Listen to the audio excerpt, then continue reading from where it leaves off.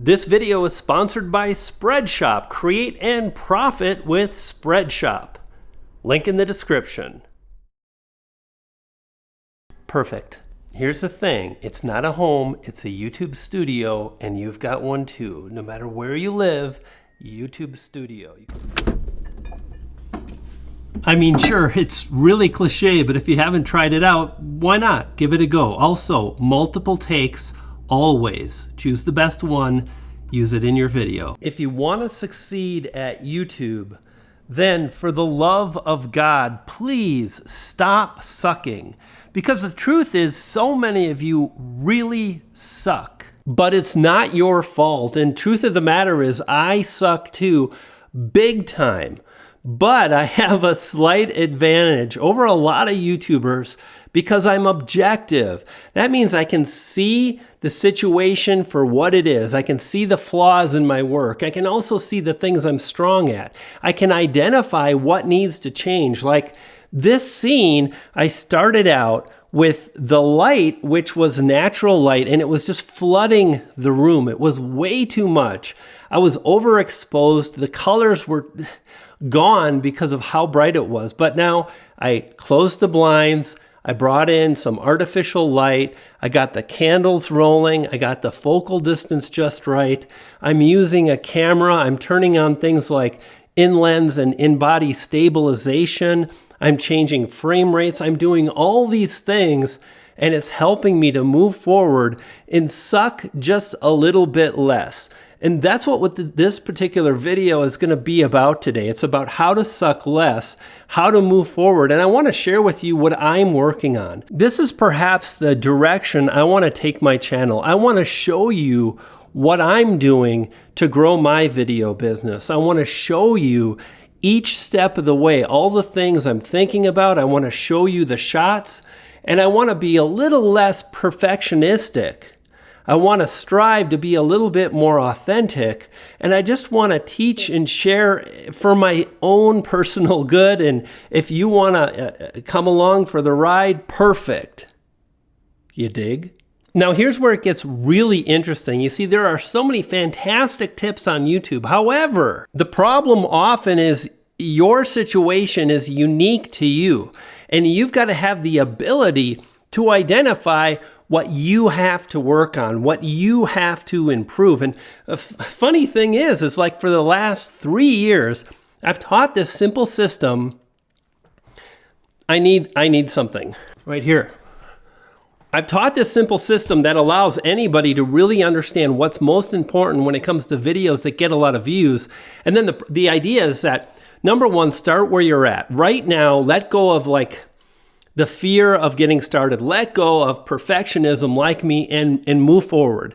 And publish as many videos as you can in an optimized way. In other words, you don't want to publish too often, a video a day. Maybe 2 videos a week would be ideal because you want to take enough time to make a good video, but you don't want to overanalyze and try to perfect a video. You want a solid video. This list right here really is the next part, because you want to look at the video you just made and you want to go through these 15 ideas. These 15 video elements is what I like to call them. And you want to identify one of these things that kind of sucks in your video, because remember, you suck, I suck. There is power in sucking, and the sooner you just say, hey, you know what, I've got a lot to improve, the sooner you're going to be able to publish a video that people really dig. So these are the 15 things really quick. 15, focus, sustained effort. 14, your original value proposition. What is it about your channel? What is the value you're adding? The more original, the better. 13, a target audience. You have to know specifically who it is you're trying to reach, what they want. And when you know that, you can make videos for them. If you want views, worry about the audience, not yourself.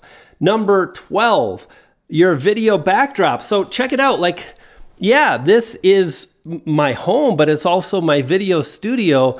And like, I've done a few things to keep it pleasing for me when I'm just hanging out, watching TV, spending time with friends, whatever, but it also looks good in video. You can do the same thing no matter your space. You can do your best Start where you're at, move forward. And then keyword research, that's number 11, super powerful. Number 10, view duration. You see, if people are clicking off your video within 30 seconds, if your retention is really bad, if your average view duration is bad, that's the one thing you're going to choose to focus on your next video. Number 9, your video quality. Number 8, the hook.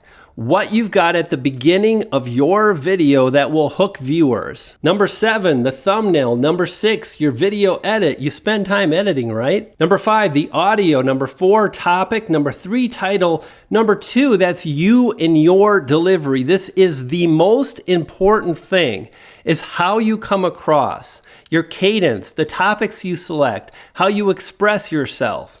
Every great actor has their own style, just like every great comedian and YouTuber.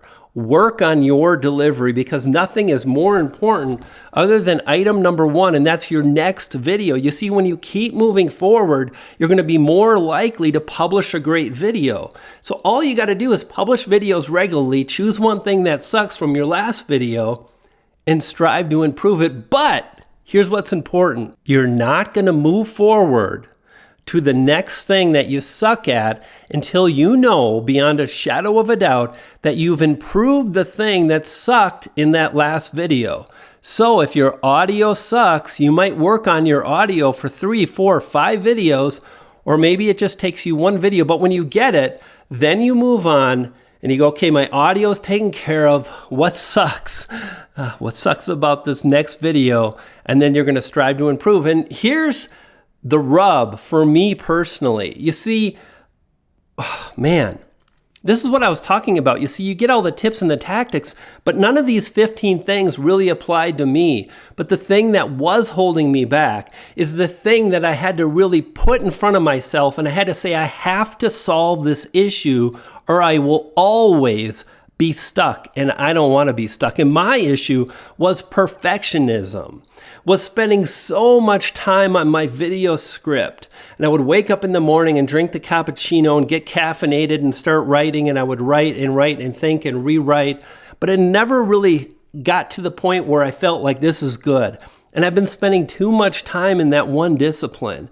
Fact of the matter is, I've studied YouTube for years. I understand it, the algorithm, what's important, the edit, all of the stuff.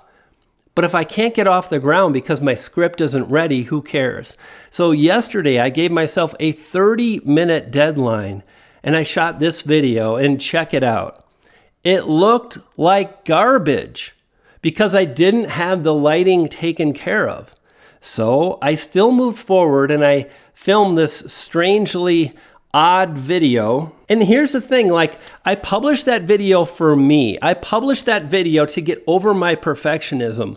I published that video because I felt like there was probably a few clips that would be good, and I want to practice the art of just being more mobile. I want to practice being more spontaneous, and I wanted to get it out there. I hadn't published in like 3 weeks or so. That's way too long. Now, over the last week, however, I'm in the groove. I mentioned, where is it? This. You see, this is a little razor head, and I'm going to review it for Amazon. And it's so crazy. Like, I've published a few videos to Amazon in the last few days covering lenses that I absolutely love. The Laowa 90mm macro and the Sony 90mm macro. Holy smokes, I love this lens. And it really goes exactly into what I'm sharing, because the thing is like, every year around this time, I try to think, like, how are you going to change? What are you going to work on? What's going to be different? And sometimes it's like, it's my superpower, but it can be my kryptonite too, because I can be too creative. And I launched this new channel about photography, and I love video, and not just like video, but macro video of bees and wasps. They're incredible, they're beautiful, and this kind of technology paired with a great camera allows me to capture pretty cool video. So again, that's really a great example of, I learned macro photography and video last year, and that's one more element I can incorporate into my videos, right? What are you working on? What is your weakness? What do you suck at? Leave a comment below.